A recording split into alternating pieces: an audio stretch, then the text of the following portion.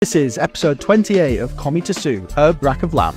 We start by French trimming the racks of lamb, and then we take off any of the back fat and a little bit of sinew around the outside of the fillet. Season the rack of lamb with salt and pepper, and set aside. Render down some lamb trim with a pinch of salt in a hot pan. Now add in your rack of lamb and sear on a really nice high heat so you don't get a grey line. Brush with Dijon mustard, and now to make our crumb. Add some parsley, mint, lemon zest, capers, a little bit of lamb fat, garlic cloves, wild garlic, more pepper, into a blender, add some bread and blitz. Place this liberally onto your lamb rack and then place into the oven at 160 till the internal temperature of about 48 degrees. Allow to rest for at least 10 to 15 minutes. I'm serving this with some peas which have just been wilted down and then some fresh mint.